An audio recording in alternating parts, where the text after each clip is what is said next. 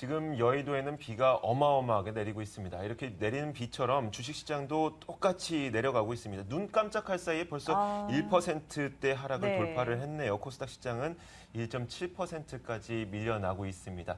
자, 여러 가지 변수들이 있기 때문에 이런 일들이 벌어지고 있는 것일까요? 과연 시장에 대한 판단을 어떻게 하는 것이 좋을지 지금부터 자세하게 살펴보도록 하겠습니다. 자, 오늘은 이트레이드 증권 WM 영업센터 정영훈 차장 스튜디오에 모셨습니다. 안녕하세요. 네, 안녕하세요. 네, 안녕하십니까. 시장에 대한 판단 먼저 내려주셔야 될 것 같아요. 시장 이렇게 다 밀리고 있고요. 삼성전자가 지금 낙폭이 4%가 넘었습니다. 뭐 실적에 대한 우려감이 계속 이어지는 건가요? 예, 일단은 뭐 지수상으로 다 본다라고 하게 되면은 최근에 있었던 그 고점이 한 1860에서 70 정도가 박스권 상당히 될 것이고, 그다음에 저점이었던 1770에서 한 1750 사이가 박스권 하단이 되는 그런 좀 그 박스권 장세로 다시 한번 접어드는 게 아닌가라고 하는 생각을 가지고 있습니다. 그 주된 이유는 삼성전자 때문인데요. 금일에도 삼성전자가 많이 하락을 하고 있는데, 외국인들이 바라보고 있는 이런 삼성전자의 실적은 2분기만의 그런 어떤 실적이 아니라 글로벌 스마트폰 시장이 이미 좀 포화 상태가 아닌가라고 하는 그런 우려들을 내놓고 있습니다. 그렇기 때문에 삼성전자 자체의 문제뿐만 아니라 뭐 대만에 있는 뭐 HTC나 아니면 중국에 있는 스마트폰 업체도 동일하게 적용이 될 수밖에 없는 그런 사항들이고, 그렇기 때문에 외국인들의 입장에서는 글로벌 스마트폰 시장이 언제쯤 회복이 될 것이냐를 뭐 예측을 한다라고 하게 되면은 올해보다는 아마도 내년 이후로다가 좀 그런 시각들을 넘겨야 되지 않나 생각이 됩니다. 그렇기 때문에 외국인들이 확인을 하고서 매수세가 들어올 수 있는 그런 시기를 좀 빠르게 본다라고 하게 되면은 아마도 3분기에 삼성전자의 실적들이 가시화가 될 수 있는 8월 말이라든지 아니면 9월 초순 정도까지 지나가야지 외국인들이 삼성전자에 대한 매도가 어느 정도 좀 잦아들면서 매수 스탠스로 좀 바뀔 수 있는 그런 상황이 되지 않을까 생각이 됩니다. 그렇기 때문에 삼성전자를 위시한 그런 그 하락들이 지금 현재 상황으로다가는 뭐 단기간에 막을 수 있는 그런 상황들은 아니다라고 생각을 하고 있고요. 하지만은 이렇게 급락이 일어난다라고 하게 되면은 국내 기관 투자가들뿐만 아니라 국내 주식형 펀드로 들어왔었던 그런 대기 자금들이 지금 한 2조 5천억 정도 있습니다. 예. 주가가 하락을 하게 되면 될수록 더 많이 들어올 텐데요. 이런 그 주식 매수 대기 자금들이 1,800 이상에서는 뭐 적극적으로 매수를 하지 않는다라고 하더라도 1,800 아래에서는 1,700대에서는 충분히 적극적으로 매수 대응을 할 수 있는 상황이 되기 때문에, 그렇다라고 하게 되면은 해외 증시라든지 아니면 국내의 어떤 변수하고 상관없이 1,800 아래에서는 수급상의 개선을 통해 가지고서 지수가 어느 정도 바닥을 다질 수 있는 그런 여건이 조만간 나오지 않을까 생각이 됩니다. 그렇기 때문에 지금 현재 상황에서는 지수가 뭐 그 추가적인 상승이 좀 제한이 돼 있고 하락도 제한이 돼 있는 그런 쪽으로 생각을 하시면 될 것 같습니다.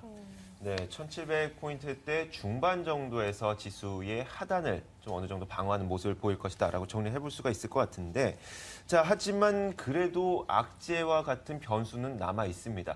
미국의 고용 지표가 개선됐다는 것이 아이러니하게도 네. 좀 악재로 될 수 있지 않을까라는 불안감을 자아내고 있는 상황인데요. 이번 주에는 벤 버냉키 의장의 연설을 앞두고 있잖아요. 고용 지표가 개선이 되다 보니까 양적 완화 조기 축소에 대한 우려가 다시금 이번 발언에서 좀 우려가 맞아요. 부각되지 않을까 이제 싶은데요. 출구 전략이 9월부터 시작될 것이다라는 얘기들도 많고요.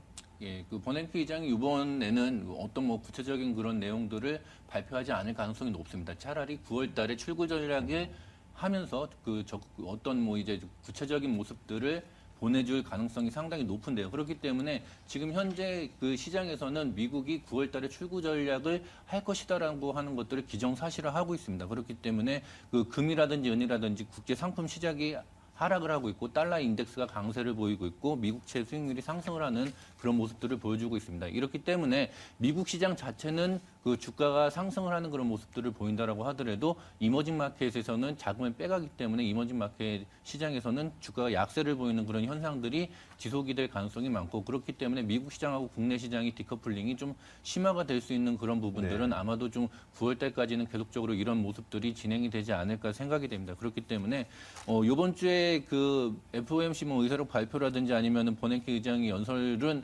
그 이전에 지난달에 얘기했었던 것들의 어느 정도 연장선상이지 그것 때문에 추가적인 충격을 받기는 좀 힘들지 않을까 생각을 하고 있고요. 그렇다라고 해서 어느 정도 지금 말했던 내용들을 뭐 180도 뒤바꾸는 그런 내용들도 나오지 않을 않을 것이라고 예상을 하고 있습니다. 그렇기 때문에 아마도 이번 주에 이런 뭐 대외 변수들은 국내 주식 시장에 미치는 영향이 뭐 국내 내부적인 수급에 비해서는 좀 약하지 않을까 생각이 됩니다. 그러면 국내로 좀 초점을 맞춰서 실적에 대한 부분은 어떻게 봐야 될까? 이것도 좀 체크해 네. 주세요. 삼성전자의 이 잠정 실적치 이거 이제 시작으로 해서 본격적인 2분기 어닝 시즌이 막이 열렸는데 여전히 좀 안 좋게 봐야 되는 겁니까? 예, 일단은 그 삼성전자가 실적을 발표한 이후에 그 삼성전자의 주가가 많이 빠졌기 때문에 네. 국내 기관 투자가들이라든지 아니면 외국인들이 국내 상장사의 실적을 바라보는 시각이 상당히 좀 안 좋아지고 있다라고 보시면 될 것 같습니다. 뭐 금일도 이제 삼성물산 같은 그 종목들의 실적이 발표가 됐는데요.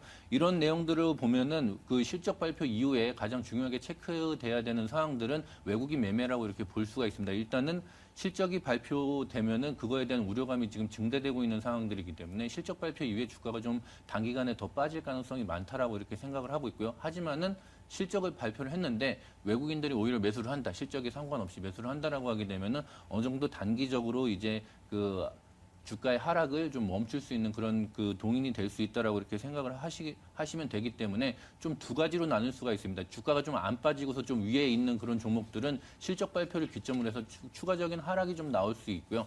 하지만은 뭐 소재라든지 철강이라든지 뭐 조선 같은 그동안 많이 하락을 하고 그다음에 올라가지 못했었던 그런 종목들은 네. 실적 발표 이후에 외국인 매수세의 여부에 따라 가지고서 충분히 바닥을 다지고서 단기적으로 반등을 할 수 있는 그런 모멘텀을 가질 수 있다라고 하는 그런 측면에서 아무래도 실적 발표는 그동안 이제 뭐 좋았었던 자동차라든지 IT 쪽에는 좀 안 좋은 영향을 미칠 수가 있고요. 그리고 뭐 좀 화학이라든지 철강 같이 그동안 안 좋았던 그런 업종에는 반등의 모멘텀을 제시를 할 수 있는 그런 기회가 되지 않을까라고 생각을 하고 있습니다. 네. 소재, 조선, 화학에 대해서는 이제 좀 얘기들이 나오고 있는 것 같아요. 그러게요. 예. 그렇습니다. 참 낙폭이 과대했다는 그 이유뿐만 아니라 다른 한 가지씩 여러 가지 이유들이 붙어 있는 것 같은데 저희가 커다란 이슈를 한 가지 먼저 더 살펴보고 이 내용은 다시 짚어보도록 하겠습니다.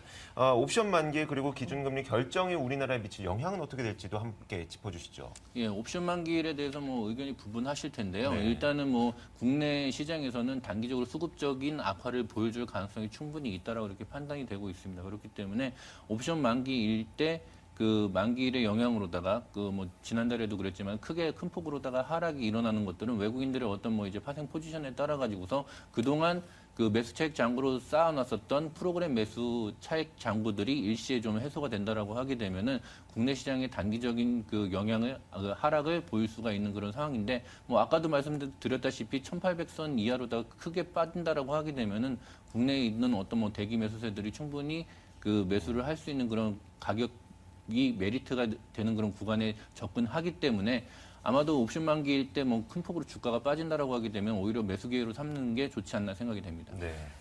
비중을 확대할 만한 섹터로는 앞서 말씀해 주셨던 뭐 조선이나 이 뭐 소재 이쪽으로 보면 되는 건가요? 예, 단기적인 매매에 좀 국한하실 필요가 있고요. 네. 낙폭이 과대했다 싶으면은 이제 그 제일 처음에 접근을 하셔야 되는 그런 종목들이 낙폭이 과대된 그런 종목들이기 때문에 네. 이런 조선이나 채광들을 매수를 하시고 그다음에 뭐 2주나 3주 안에 또 이제 일정 부분 수익이 나면 또 매도를 하시는 박스권을 1,750에서 뭐 1,850까지 이렇게 잡는다라고 하게 되면은 박스권 하단에서 이런 종목을 사셨다가 1,800 이상으로 올라가게 되면은 수익을 좀 확정을 하시는 그런 전략들이 9월 달까지는 좀 유효하지 않을까 생각이 됩니다. 네, 알겠습니다.